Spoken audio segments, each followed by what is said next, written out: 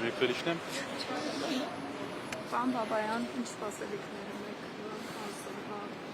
Մի քիչ որ երկար պատասխանեմ կլինի։ Երկար պատասխանեք, նաև հաշվի առնելով ձեր գրավը։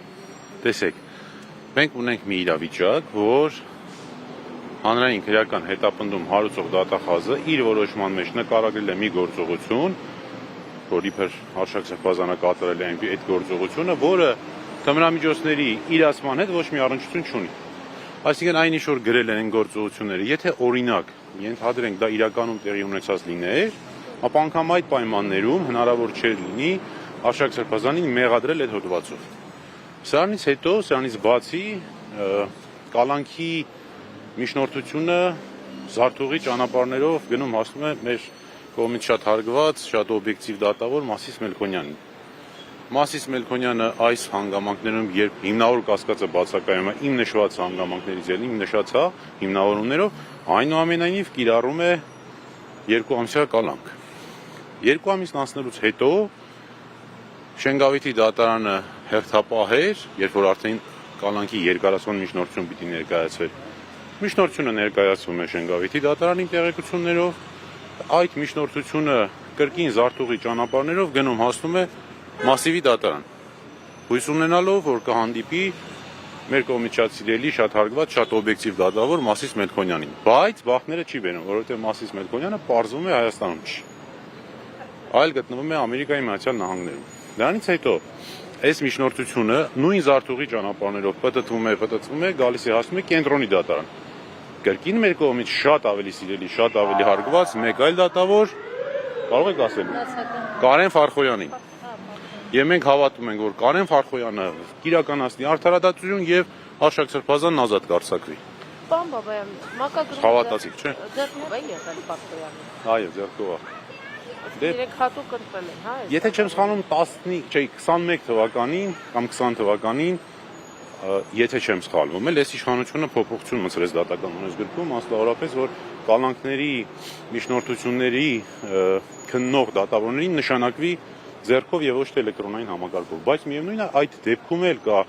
առանձին կարգավորում, որ նման դեպքում ընդհանրապես պիտի այբենական կարգով ընտրվի եւ ոչ թե կամայական ու մուզի։ Բայց մտավախություն ունեն, որ եթե իրենց սրտի դատավորները չլինեն, այլ որոշումներ կլինեն, դրա համար ես վստահ եմ դրանից։ Ես վստահ եմ, դուք կարող եք հիշել որևէ քաղաքական ենթատեքստ ունեցող գործ, որը օրինակ մակագրված լինի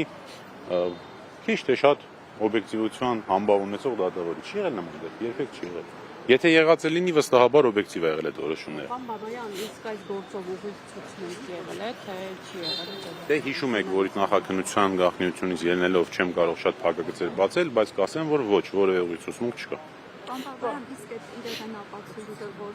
կորել է ինչ-որ Ես անկեղծ ասած չունեմ տես տեղեկություն, բայց այսօր խոստանում եմ կնիչին կհարցնեմ դատականիստի ժամանակ։ Չգիտեմ կպատասխանի թե չէ, բայց ես կհարցնեմ։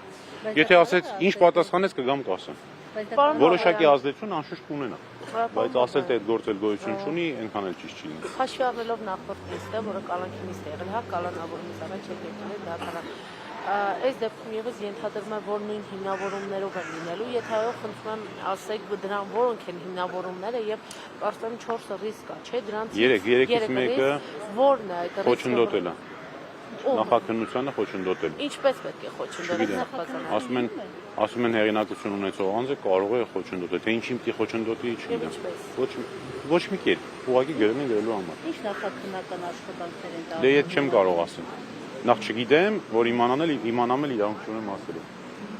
Պարոն Բաբայան, դուք այսօր միջնորդելու եք կալանքից բացի այլ ընտրական ինչ խափանամիջոց, օրինակ տնային կալանքը դիտարկում եք։ Հա, ընդհանրապես այս դեպքում պիտի որևէ խափանամիջոցի մասին խոսք չլինի։ Բայց մեր իրականության մեջ այո, միջնորդել ենք բոլոր հնարավոր այլընտրանքային խափանամիջոցները, այդ թվում դրանց համակցությունը,